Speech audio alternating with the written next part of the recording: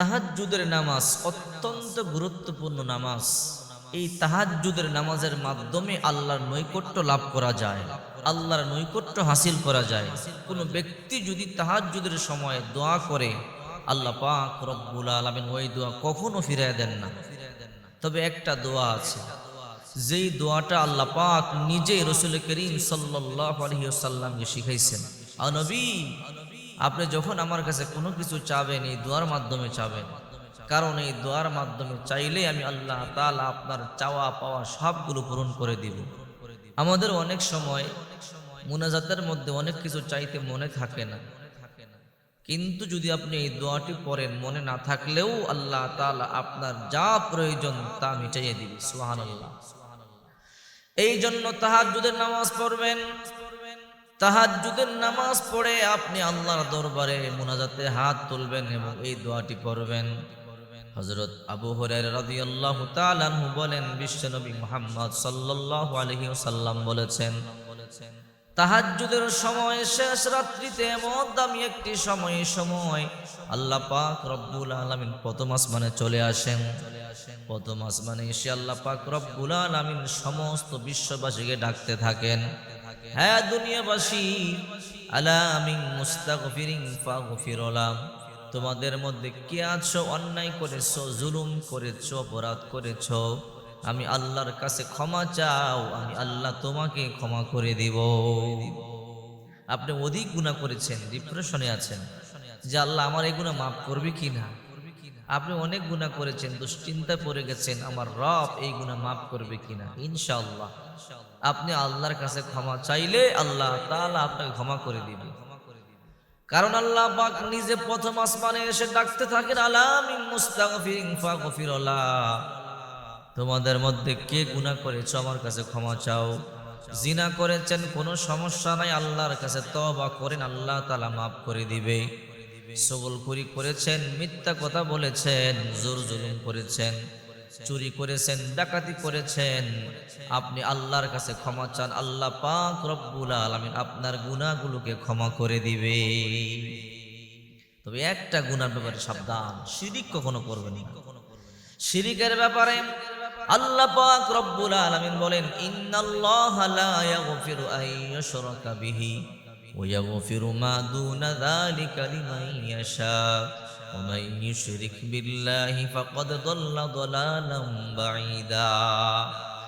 সূরা নিসার 116 নম্বর আয়াত আল্লাহ তাআলা বলেন, আল্লাহর কাছে চাইলে আল্লাহ তাআলা সব গুনাহ ক্ষমা করে দেয়, কিন্তু শিরিকের গুনাহ আল্লাহ তাআলা ক্ষমা করে না। এই জন্য শিরিক কখনো করবেন না। অনেকে মাজারিকে মান্নত করে, আল্লাহ আমার মাজারওয়ালা বাবা, আপনি আমার একটা সন্তান দেন, আপনি আমার বিদেশের ভিসার ব্যবস্থা করে দেন, আপনি আমার সুখ শান্তির ব্যবস্থা করে দেন। মাজারওয়ালার কাছে কোনো কিছু চাইতে দেরি হবে, আল্লাহ তাআলা আপনার সমস্ত ইবাদতগুলো কেটে আপনার নামটা শিরিককারীদের খাতায় লিখতে দেরি করবে না। এই জন্য সাবধান, কখনো মাজারে গিয়ে কোনো কিছু চাবেন না, চাইবেন একমাত্র আল্লাহর কাছে। এই জন্য আমি বলি, শেষ রাত্রিতে আল্লাহ তাআলা প্রথম আসমানে চলে আসেন, এসে ডাকতে থাকেন, আলা মিন মুস্তাগফিরিন ফাগফির লাহ, কে আছো গুনাহ করেছো আমার কাছে ক্ষমা চাও, আমি আল্লাহ তোমার গুনাহগুলো ক্ষমা করে দিব। আলা মুস্তারজিকিন ফারজুক, কার রিজিক লাগবে আমার কাছে চাও, আমি আল্লাহ তোমাকে রিজিক দিয়ে দিব। সংসার অভাব, অর্থনৈতিক অবস্থা খারাপ, ঘরে অভাব চলছে, ঠিক মতো বাজার সদাই করতে পারেন না, চাকরি চলে গেছে, ব্যবসায় লাভ হচ্ছে না, তাহাজ্জুদের সময় সাজদায় পড়ে আল্লাহর কাছে চাবেন, আল্লাহ তাআলা অবশ্যই আপনাকে রিজিক দিয়ে দিবে। আপনার বিদেশের ভিসা লাগবে, আল্লাহর কাছে চান। আপনি অসুস্থ, আলা মুবতালান ফাআফিয়াহু, অসুস্থ, আপনি আল্লাহর কাছে চান, আল্লাহ তাআলা আপনাকে সুস্থ করে দিবে। এই জন্য শেষ রাত্রিতে তাহাজ্জুদের নামাজ পড়ে আপনার হার্ট অ্যাটাক, আপনার স্ট্রোক, আপনার ক্যান্সার, প্যারালাইসিস, আপনার ডায়াবেটিস, আপনার গ্যাস্ট্রিকের সমস্যা, অথবা আপনি দুশ্চিন্তায় টেনশন পেরেশানির মধ্যে আছেন, শেষ রাত্রিতে 2-4 রাকাত, 6 রাকাত, 8 রাকাত, 10 রাকাত, 12 রাকাত, যতক্ষণ আপনার ভালো লাগে তাহাজ্জুদের সালাত আদায় করবেন। আদায় করে আল্লাহ দরবারে চাবেন, আল্লাহ তাআলা সমস্ত রোগ বালাই থেকে আপনাকে হেফাজত করবে। মুক্ত করে দিবে। হাত্তা ইয়াতলু আল ফজর, ফজর পর্যন্ত আল্লাহ পাক রব্বুল আলামিন এইভাবে ডাকতেই থাকেন। এই জন্য আপনার আমার নবীকে আল্লাহ পাক রব্বুল আলামিন বলেন, ওয়া মিনাল লাইলি ফাতাহাজ্জাদ বিহি নাফিলাতাল লাক আসা আইয়াবআসাকা রাব্বুকা মাকামান মাহমুদা। হে নবী, শেষ রাত্রিতে কিছু অংশ সময় আপনি কোরআন তেলাওয়াতের মাধ্যমে সালাত আদায় করুন, তাহাজ্জুদের সালাত, রাত্রি জাগরণ করুন। এর মাধ্যমে আমি আল্লাহ পাক রব্বুল আলামিন আপনাকে মাকামে মাহমুদ দান করব। মাকামে মাহমুদ মানে প্রশংসিত স্থান, যা আল্লাহ একজনকেই দিবেন, তিনি আপনার আমার নবী বিশ্ব নবী মুহাম্মদ সাল্লাল্লাহু আলাইহি ওয়াসাল্লাম। যখন কিয়ামতের ময়দানটা বড় ভয়ঙ্কর হয়ে যাবে, সমস্ত উম্মতেরা দৌড়াইয়া আদম নবীর কাছে যাবে। ও আদম নবী, আল্লাহকে বলেন বিচার কার্য শুরু করে দিতে, আমাদের জন্য আল্লাহর কাছে সুপারিশ করুন। আদম পয়গম্বর বলবে, আমি সুপারিশ করতে পারবো না। যাও যাও, তোমরা নূহ নবীর কাছে যাও। নূহ নবীর কাছে যাবে, নূহ পয়গম্বর, আপনি আমাদের জন্য সুপারিশ করুন। নূহ পয়গম্বর বলে, আমিও পারবো না। নূহ পয়গম্বর বলবে, তোমরা যাও মুসা ইব্রাহিম পয়গম্বরের কাছে যাও। ইব্রাহিম পয়গম্বর বলবে, আমিও পারবো না। যাও তোমরা মুসা কালিমুল্লাহর কাছে যাও। মুসা পয়গম্বর বলবে, আমিও পারবো না। তোমরা যাও ঈসা নবীর কাছে, রুহুল্লাহর কাছে। ঈসা পয়গম্বর বলে, আমিও পারবো না। একমাত্র আজকে আল্লাহর কাছে সুপারিশ করতে পারবে বিশ্ব নবী মুহাম্মদ সাল্লাল্লাহু আলাইহি ওয়াসাল্লাম।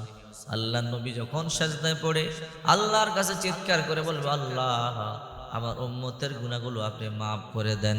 তখনই মাকামে মাহমুদ চলে আসবে। আল্লাহ বলবে, ও নবীর ফারাসাকা, আপনার মাথা উঠান, মাকামে মাহমুদের মধ্যে আপনি বসেন। আল্লাহর পয়গম্বর বলবে, আল্লাহ, মাকামে মাহমুদের মধ্যে আমি বসবো না। কেন বসবেন না? ওগো আল্লাহ, যদি মাকামে মাহমুদ টান দিয়ে আমাকে জান্নাতের মধ্যে নিয়ে যায়, আমার উম্মতের কি হালাত হবে? আমার উম্মতের পাশে কে দাঁড়াবে? আমি মাকামে মাহমুদের উপরে উঠবো না। আল্লাহ নবী ডান হাত রাখবেন, কিন্তু মাকামে মাহমুদের মধ্যে তখন উঠবে না, যতক্ষণ পর্যন্ত না আমাদের বিচার কার্য শেষ হবে। চিন্তা করেন, এই জন্য তাহাজ্জুদের নামাজ বেশি বেশি পড়বেন। তাহাজ্জুদের নামাজ পড়ে মুনাজাত যখন করবেন, এই দোয়াটি পড়বেন, রব্বানা আতিনা ফিদ দুনিয়া হাসানাতাও ওয়া ফিল আখিরাতি হাসানাতাও ওয়া কিনা আযাবান্নার। আয় রব, দুনিয়াবি যত কল্যাণকর বস্তু আছে, আখিরাতের যত কল্যাণকর বস্তু আছে, আমাদেরকে আপনি দান করেন। এবং দুনিয়াবি যত অকল্যাণকর বস্তু আছে, আখিরাতের অকল্যাণ থেকে আপনি আমাদেরকে হেফাজত করেন। আর জাহান্নাম থেকে আমাদের নামটা আপনি কেটে দেন। যখন আপনি শেষ রাত্রিতে তাহাজ্জুদের নামাজ পড়ে, বিশেষ করে মহিলা মা বোনেরা ও নারীরা কান খাড়া করে শোনেন, কষ্ট হলো শেষ রাত্রিতে তাহাজ্জুদের নামাজ পড়বেন।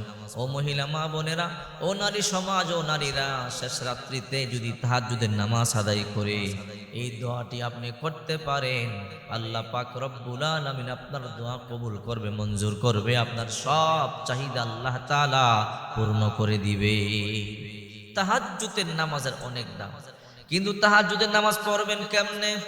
অনেকে জিজ্ঞাসা, এটা কি নফল না ওয়াজিব না সুন্নাত? তাহাজ্জুদের নামাজ নফল নামাজ, 2 রাকাত করে পড়বেন, 2 রাকাত করে পড়বেন, যে কোনো সূরা মিলায় মিলায় পড়বেন। নফল নামাজ 2 রাকাত থেকে শুরু করে যত দূর পর্যন্ত আপনার ভালো লাগে পড়বেন। এরপরে আল্লাহর দরবারে দোয়া করবেন, আল্লাহ, আমার এই সমস্যার সমাধান করে দাও। অবশ্যই আল্লাহ পাক সমস্যার সমাধান করে দিবে। এই জন্য তাহাজ্জুদের নামাজ পড়ে এই দোয়াটি করবেন। দোয়াটি করলে আল্লাহ আপনার সব আশা পূর্ণ করবেন।